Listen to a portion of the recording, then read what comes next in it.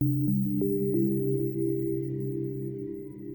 don't know whether you want to call it cultural issues or just very personal issues when it comes to doing pap smears, or even acknowledging that many people don't even understand what cervical cancer really is, and what more that a virus actually affects a woman and can cause cervical cancer. How would you best describe that in Malaysia? I think we have lots of work to be done. I've always believed that the tools that we have are there, but it's the communication of how we use the tools, the taboo, the stigma that's associated with the communication that needs a lot of work, significant work. Women already face quite many different pressures in their lifetime. Even with breastfeeding, throughout a woman's reproductive life, they have to deal with significant stigma and challenges. And when you add on an issue of a potential virus, a sexually transmitted infection that may put someone at risk of cancer, and a test, the pap smear, that is highly embarrassing and it's very uncomfortable to a woman, I think there's many, many barriers we need to overcome.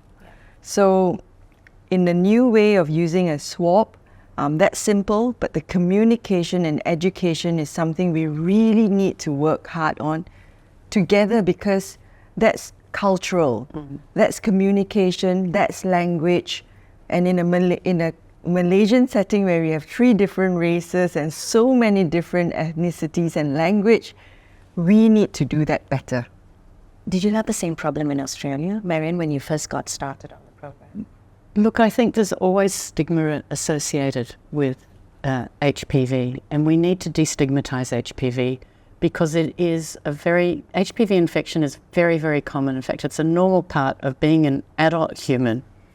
And for most of us, we'll contract an HPV infection and we will just clear it and we'll never know we had it.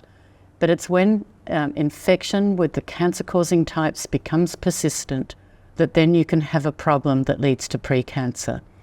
So I think it's really important that people understand that this is a normal thing and they're just unlucky. It says nothing about who they are, what their choices or behaviours might be, and we really need to destigmatise this. But I would say that our old pap smear program was very successful in reaching most people in our community, but there was a hardcore of people that never had a screen, that we were never going to get screened when we used a speculum. And so the opportunity of self-collection, which is now available in Australia for everybody participating in the screening program, is really, we can see the first shoots of this working through to really get to the people who we haven't ever been able to screen before, because it's overcoming the discomfort barriers, the embarrassment barriers that are associated with a pap smear and a speculum exam.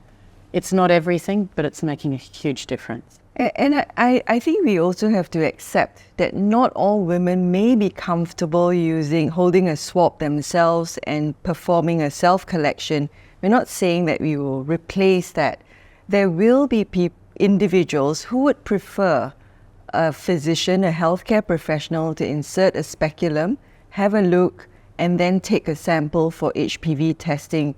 So I think programmatically what we need to convey is that we have different ways to screen as long as it's comfortable for the individual woman, a patient or woman-centered way of offering screening.